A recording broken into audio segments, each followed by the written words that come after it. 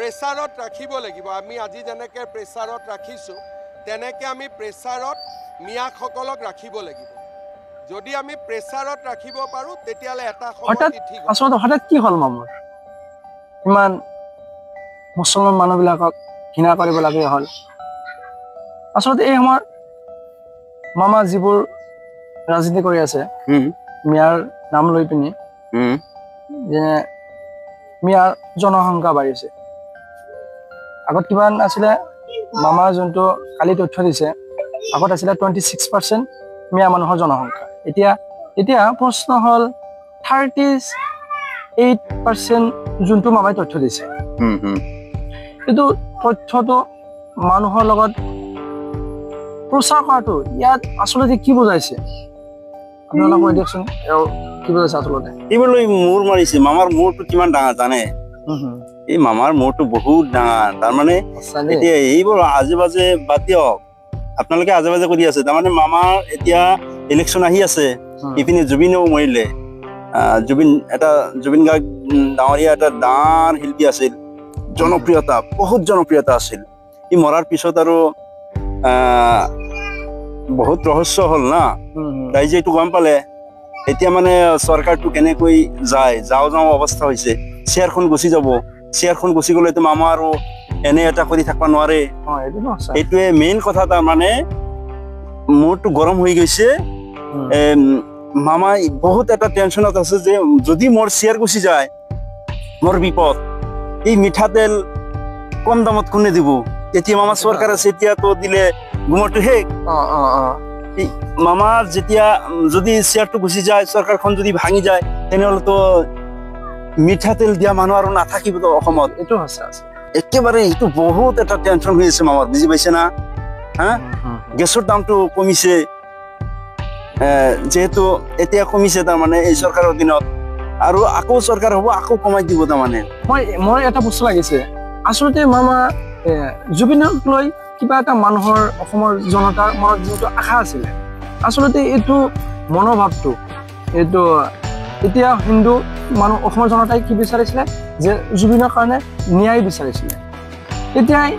মই যোনটো মনত যোনটো কিবা লাগিছে মই এইটো প্ৰকাশ কৰি আছো যে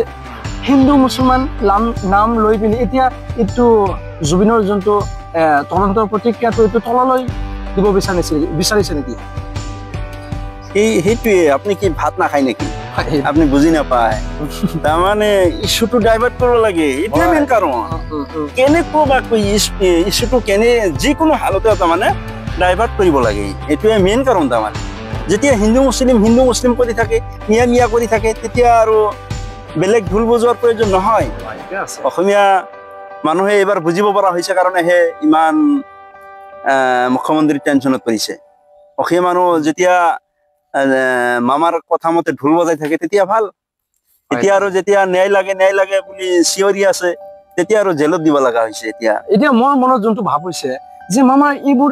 এতিয়া যেনেকুৱা কথা কৈ আছে হিন্দু মুছলিম নাম লৈ পিনি যেনেকুৱা কৈ আছে মামায়ে মোৰ হিচাপতে অসমৰ জনতা এইবোৰ কিবা মামাৰ কথা বিশ্বাস নকৰিব নেকি এইবাৰ যেনেকুৱা কৰি আছে কিয় অলপ কেইদিনমান হোৱাই নাই এতিয়ালৈকে এক মাহ হোৱাই নাই জুবিনৰ যোনটো কিবা আছিলে এইটো এক মাহ হোৱা নাই তাৰপিছত মামা যোনটো ধৰ্মৰ নাম লৈ পিনি কিবা এটা কৰি আছে মোৰ মতে অসমৰ জনতাই এইটো মামাৰ লগত একমত নহ'ব অসমৰ জনতাই বুজি পাইছে কাৰণ ইমান টেনশ্যন জনতাই জনাৰ্ধন সকলোৱে গম পায় মুখ্যমন্ত্ৰী মহোদয় তাৰমানে যেতিয়াই জনসাধাৰণ জাগিছে জনতাই জাগিছে তেতিয়াই মামাৰ মুখটো চিধা হৈ গৈছে আগতে বেকা কৰিছে ন ক্ষমতাৰ বাহুবলী অপব্যৱহাৰ যি ইচ্ছা তাকেই কৰে এতিয়াতো টেনশ্যনত আছে চকীখন থাকে নে নাথাকে যদি চকীখন যায় ন তেতিয়া আৰু মামা ইপিনে ৰাহুল গান্ধীয়েও কৈছে জেলত যাব লাগিব হিমন্ত বিশ্ব শৰ্মাই আকৌ ইপিনে পাব্লিকো কৈছে 2026ত আমি যিখন চৰকাৰে জুবিন গাৰ্গৰ ন্যায় দিব তাকে চৰকাৰে তাৰ লগত থাকিব ইপিনে ইতিমধ্যে পাব্লিকে এটাচমেণ্ট দিছে ইমানে আছিলে দুজনে যিমানখিনি কথা ক'লে আপোনালোকৰ মতে যোন গ্ৰহণযোগ্য হয় তো কমেণ্ট কৰি জনাব কিন্তু আপোনালোকে মামাৰ এইটো